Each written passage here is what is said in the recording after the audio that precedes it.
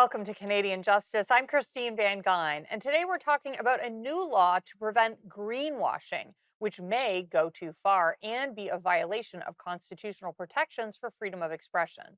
On June of 2024, Bill C-59 received royal assent. The bill had introduced amendments to the Competition Act aimed at misleading advertising and deceptive marketing practices, specifically called greenwashing. Now, greenwashing is a form of advertising or marketing that deceptively tries to persuade the public that a product, goal, or policy is environmentally friendly.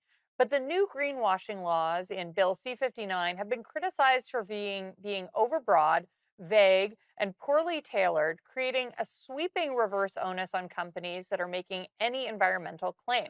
For example, a new provision requires substantiation in accordance with international recognized methodology for any representation about the benefits of a business or business activity.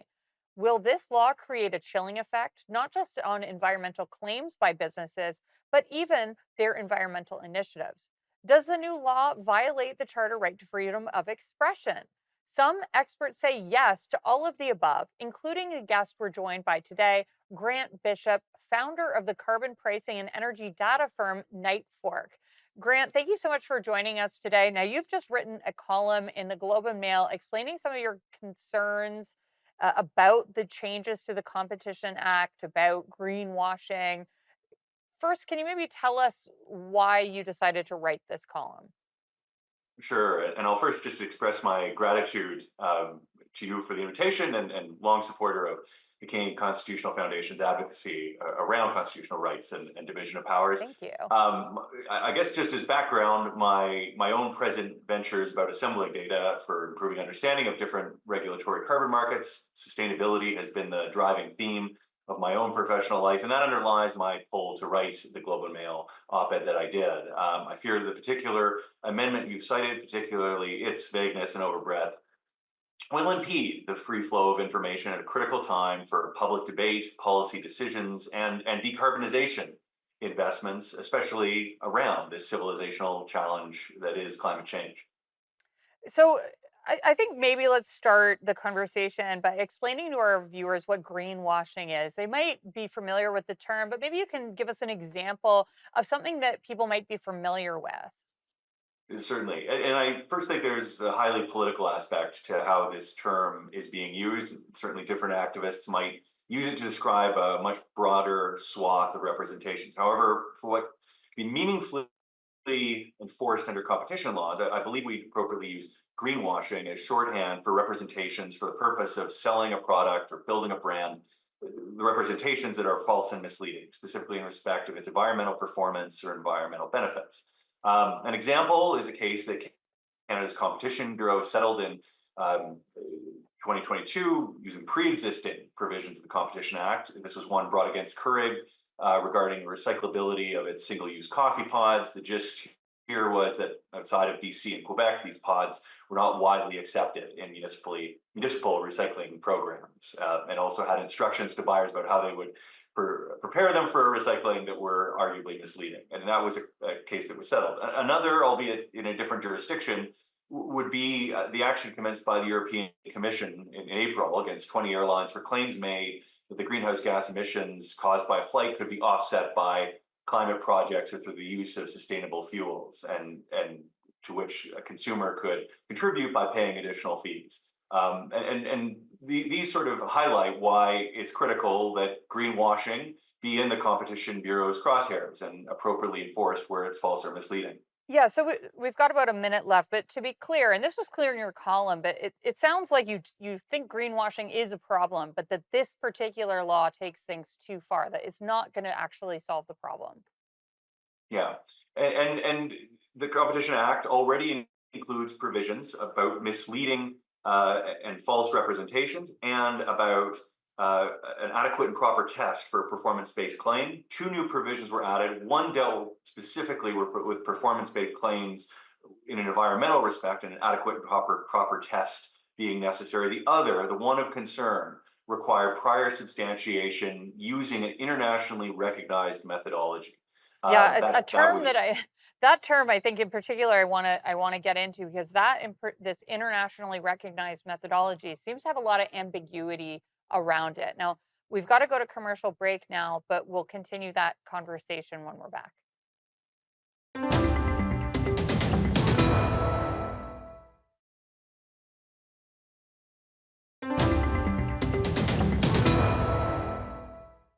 Welcome back to Canadian Justice, where we're discussing recent amendments to the Canadian Competition Act dealing with greenwashing. And we're joined by Grant Bishop. Now, Grant, one of the big amendments to to the Competition Act designed to stop greenwashing does something unusual. It creates a reverse onus on businesses to prove that their claims about their environmental initiatives, that those claims are true. And if the claims are challenged, the business needs to demonstrate based on, quote, adequate and proper substantiation in accordance with internationally recognized methodology that their claims are true. So I have kind of two questions coming out of these amendments. First, is a reverse onus, this type of reverse onus they've created here, is that a departure from the normal way that misleading advertising law works? And second, what does internationally recognized methodology actually mean? So maybe just I'll take the first part, excuse me, the second part first.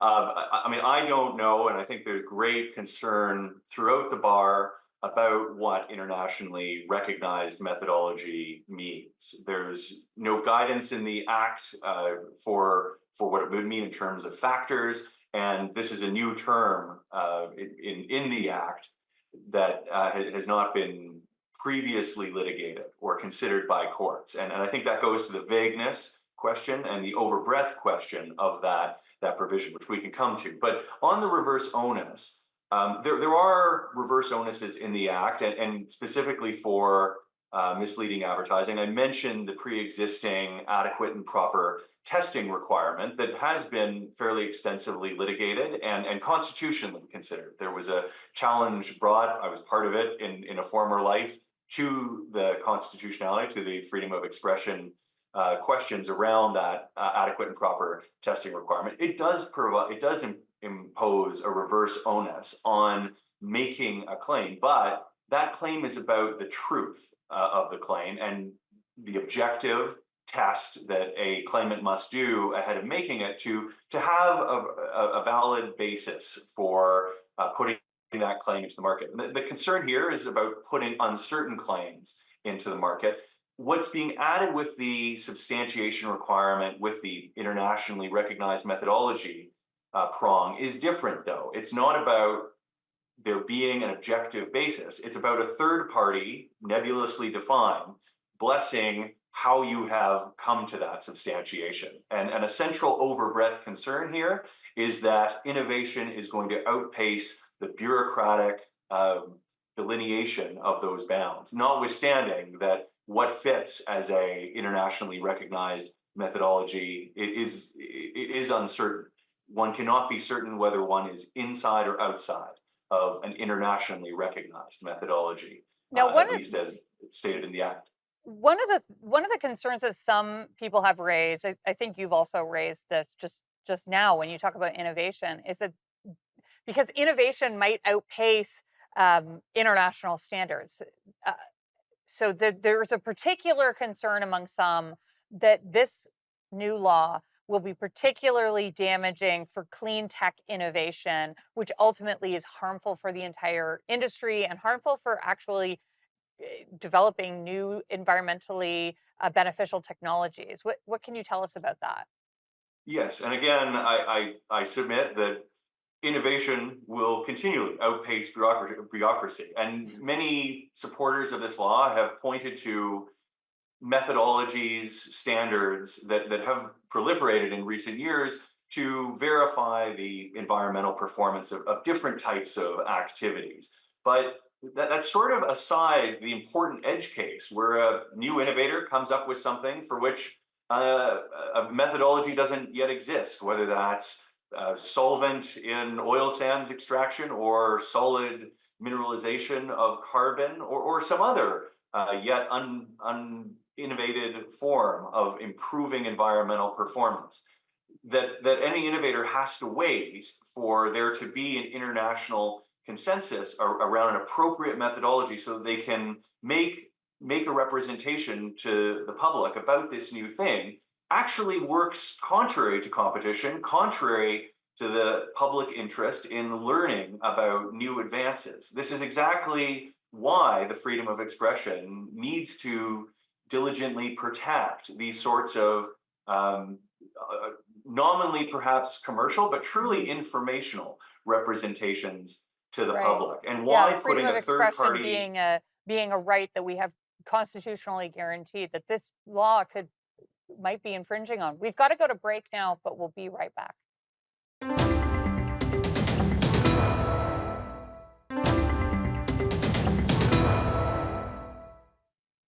Welcome back to Canadian Justice, where we're talking about a new amendment to the Competition Act that prohibits so-called greenwashing and creates a reverse onus on businesses making environmental claims and requires these businesses to demonstrate that their claims are supported by, quote, internationally supported methodology. Now, Grant, this this new law creates sort of a specter of liability above a lot of businesses, existing businesses as well as innovative clean tech businesses.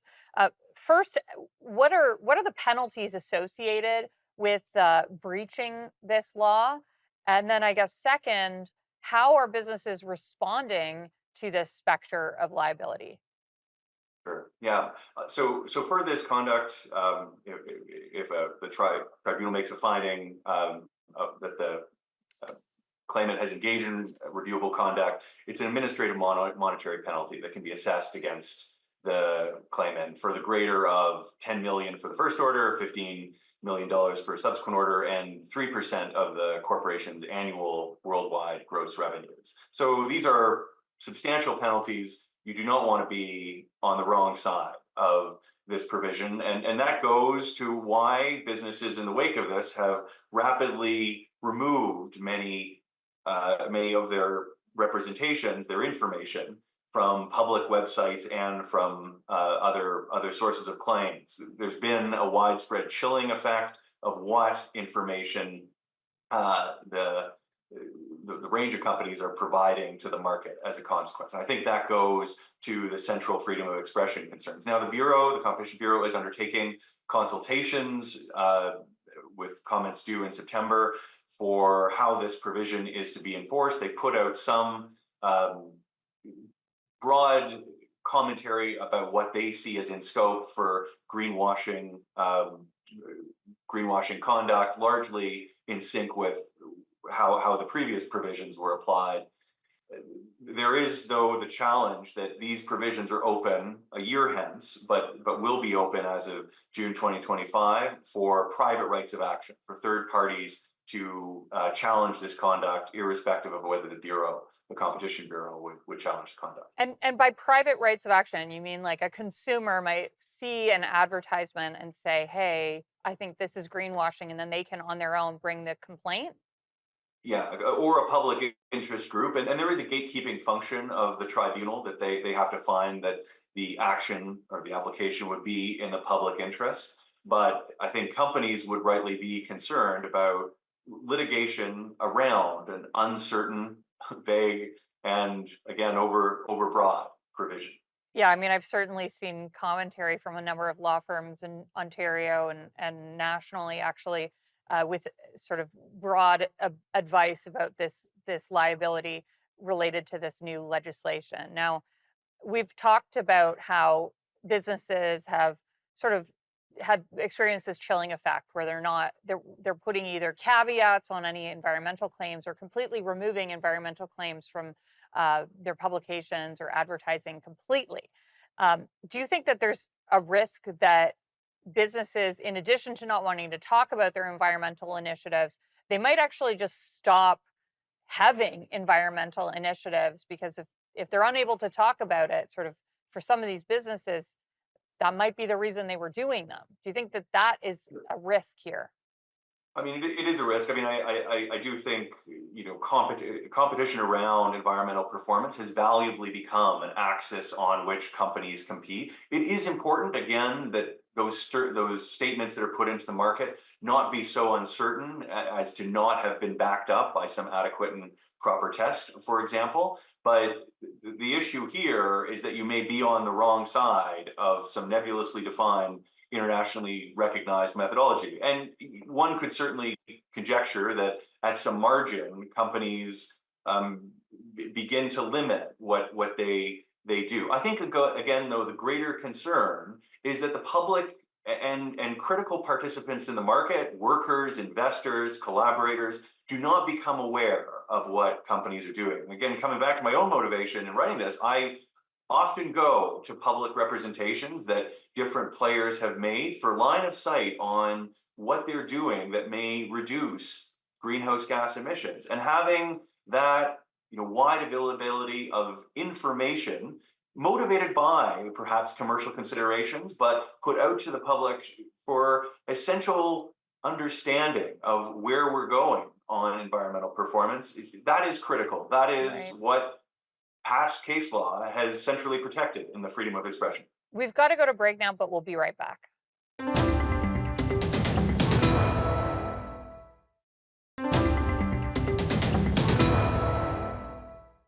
Welcome back to Canadian Justice, where we're discussing a new federal law about greenwashing and the implications it could have on freedom of expression. Now, Grant, you've mentioned a few times in this interview that you think that this law prohibiting false advertising around environmental claims could, in fact, violate the right to freedom of expression, which is guaranteed in the Canadian Charter of Rights and Freedoms. Now, commercial claims are also subject to the charter. You can make a commercial claim that's protected expression.